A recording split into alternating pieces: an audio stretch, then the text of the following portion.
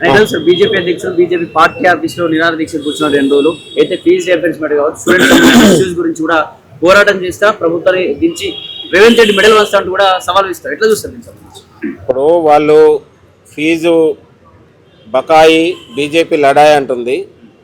ఇవాళ బీజేపీ రామచంద్రరావుకు గాంధీ భవన్ నుంచి ఒకటే విజ్ఞప్తి చేస్తూ ఉన్నాను. 12 ఏళ్లుగా తెలంగాణ రాష్ట్రానికి ఇండియన్ ఇన్స్టిట్యూట్ ఆఫ్ మేనేజ్మెంట్ రాలే, ఇండియన్ ఇన్స్టిట్యూట్ ఆఫ్ డిజైన్ రాలే.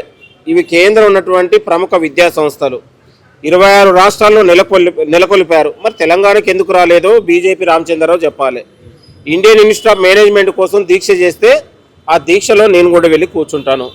కాబట్టి 12 ఏళ్లుగా తెలంగాణ రాష్ట్రంలో బీఆర్ఎస్ వచ్చిన తర్వాత తెలంగాణలో ప్రభుత్వ విద్య పూర్తిగా విధ్వంసం అయిపోయింది.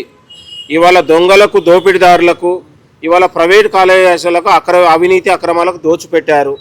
ఇవాళ ప్రభుత్వ సొమ్ము ఇవాళ తిరుపతి పలారం లాగా అయిపోయింది వాళ్ళకు.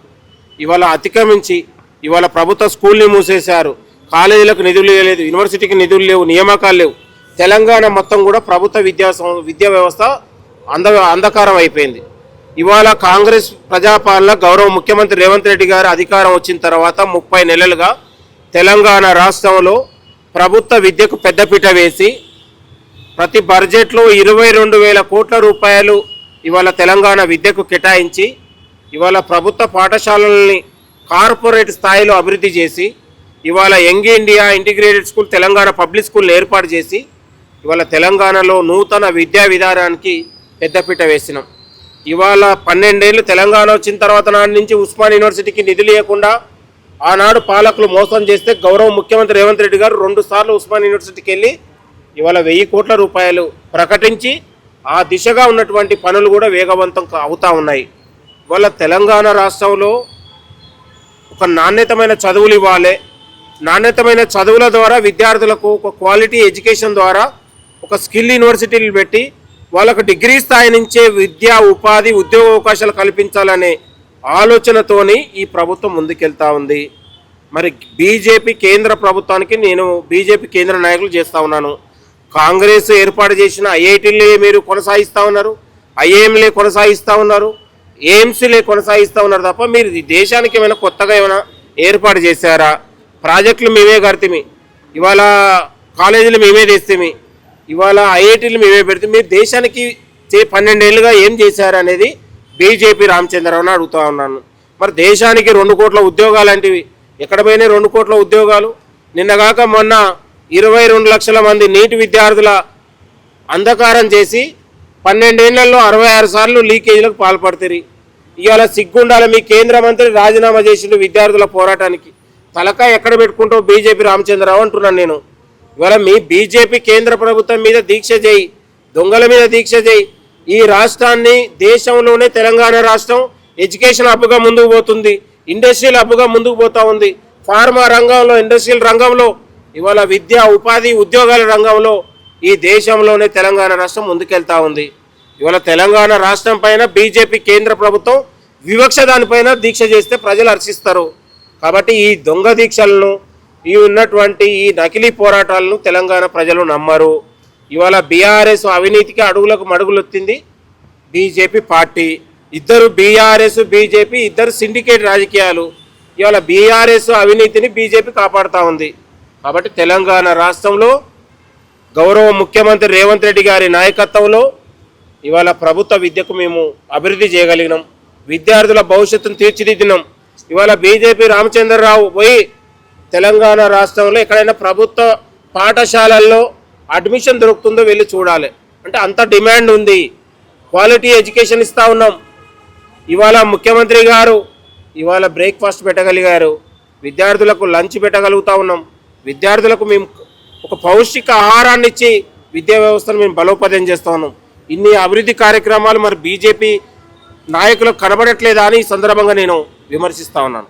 అయితే కొండా సుస్మిత చేసిన డైరెక్ట్గా రేవంత్ రెడ్డి ఉద్దేశించి మాట్లాడిన మాటల్లో కొండా సురేఖ మంత్రి పదవి నుంచి తొలగించాలంటారు. కాంగ్రెస్ పార్టీలో ఉన్నటువంటి 18 ఎమ్మెల్యేలు కూడా పెద్ద ఎత్తున ఒక ప్రెస్ మీట్ నిర్వహించారు. దీని సమస్య ఏం కాబోతుంది, వివరాలు ఇచ్చే కొండా సుస్మిత చేసిన వ్యాఖ్యలకు కొండా సురేఖ గారు బాధ్యత వహించాలి.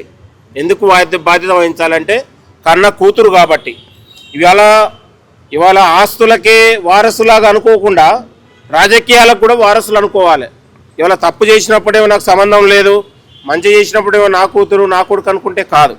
రాజకీయాలలో సుదీర్ఘంగా 25 నుంచి 30 ఏళ్ళ సుదీర్ఘ అనుభవం ఉన్న వాళ్ళు ఒక నిబద్ధత ఉండాలి, నిజాయితీ ఉండాలి, కృతజ్ఞత ఉండాలి, విశ్వాసం ఉండాలి. ఇవన్నీ లోపించినప్పుడు మనం ప్రజలలో చులకనైపోతాం.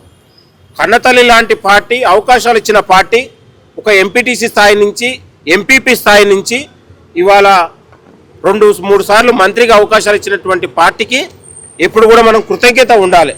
ధర్మాన్ని ఎప్పుడు కూడా తప్పొద్దని కూడా కోరుతా ఉన్నాను. కాంగ్రెస్ పార్టీ అనేది గొప్ప పార్టీ. అనేక మంది కార్యకర్తల్ని ఇవాళ ఎమ్మెల్యేలుగా మంత్రులుగా తీర్చిదిద్దినటువంటి ఘనత కాంగ్రెస్ పార్టీలో ఉంటుంది. స్వేచ్ఛ ఉంటుంది, కానీ స్వేచ్ఛ కూడా మితిమీరి వద్దు. హద్దుల్లో ఉంటేనే స్వేచ్ఛ గౌరవం ఉంటుంది. కాబట్టి అందరికి వర్తించదు, ఓన్లీ కొండ సురేఖ వర్తిస్తుందా? కొండా సురేఖ గారు కానీ ఇంకా నాయకులు కానీ కాంగ్రెస్ పార్టీ అందరి నాయకులు ఉన్నటువంటి వ్యవహార తీరును, మాట్లాడే విధానాన్ని కాంగ్రెస్ పార్టీ నాయకులు, క్రమశిక్షణ ఉన్నటువంటి కమిటీ వాళ్ళు కానీ కాంగ్రెస్ అధిష్టానం అబ్జర్వేషన్ చేస్తుంటుంది. ఎవరేం మాట్లాడారు, పార్టీ ఎవరు మాట్లాడడం వల్ల నష్టం జరిగిందని అన్ని వివరాలు తెప్పించుకొని మాట్లాడతారు. ఇవాళ అందరికీ ఒకటే న్యాయం ఉంటుంది, గుర్తుపెట్టుకోండి. వ్యక్తులకు ఎప్పుడు కూడా అవకాశం కాదు, వ్యవస్థలకే ఉంటుంది. వ్యక్తులు వస్తుంటారు, పోతుంటారు. ఇవాళ 3 పార్టీలు 2 పార్టీలు మారిన వాళ్ళు కూడా ఎన్నికల ముందు కాంగ్రెస్ పార్టీ గాంధీ భవన్ దగ్గర మెట్ల దగ్గర మేము కాంగ్రెస్ పార్టీ అవకాశాలు ఇవ్వాలని బతలాడుకున్న వాళ్ళు. కాబట్టి గౌరవం ఉండాలి. కాంగ్రెస్ పార్టీ అనేది గొప్ప పార్టీ, లక్షలాది మంది కార్యకర్తలు కలిగి ఉన్నటువంటి పార్టీ. ఇవాళ ఎస్సీలకు, ఎస్టీలకు, బీసీలకు గౌరవించే పార్టీ, సామాజిక న్యాయానికి పెద్దపీట వేసే పార్టీ. కాబట్టి అన్నం పెట్టిన పార్టీకి ఎవరు ద్రోహం చేసినా ఎట్టి పరిస్థితుల్లో క్షమించము. అన్నం పెట్టిన పార్టీకి సున్నం పెట్టాలని చూస్తే మాలాంటి యువత తిరగబడతాము. కాంగ్రెస్ పార్టీని కాపాడుకుంటాము. కాంగ్రెస్ పార్టీ ద్వారానే ఈ దేశానికి ఇవాళ ఒక భద్రత కానీ రక్షణ కానీ ఉంటుంది. కాబట్టి తెలంగాణ రాష్ట్రంలో కాంగ్రెస్ పార్టీ గొప్ప పార్టీ. ఈ పార్టీ పైన ఎవరు విమర్శలు చేసినా మేము తీవ్రంగా మా ఆలోచన మేము స్పందిస్తాము. కాబట్టి పార్టీ నాయకులు కూడా ఎవరు ఏ తప్పు మాట్లాడినా కూడా ఎట్టి పరిస్థితుల్లో క్షమించరు. కాబట్టి పార్టీ అధిష్టానానికి ఇవాళ ఉన్నటువంటి క్రమశిక్షణ కమిటీ నాయకులు కానీ ఎక్కడా కూడా వ్యక్తులకు అవకాశం ఉండదు. ఎవరు తప్పు చేసినా అది ఎస్సీ అయినా, బీసీ అయినా, ఇంకో అయినా, ఓసీ అయినా అందరికీ ఒకటే సమాన చర్యలు ఉంటాయి. దయచేసి కొండా సురేఖ గారి అంశంలో బీసీ వాదం, ఎస్సీ అన్ని పనిచేయవు. దయచేసి మేము మాకంటే బీసీలు ఎవరండి? మేమే పెద్ద బీసీలు పార్టీకి. కానీ పార్టీ ఏం చెప్తాం మేము అది చేస్తాం. పార్టీ మాకు అంతిమంగా నేను అనేది అది పార్టీ చూసుకుంటది. పార్టీ చూసుకుంటది తప్పకుండా. పార్టీ అందరి మాట్లాడిన తీరును అబ్జర్వేషన్ చేస్తుంటది. అన్ని ఆడియో క్లిప్పుల్ని అన్ని గమనిస్తుంటది. మీరు గుర్తుపెట్టుకోండి,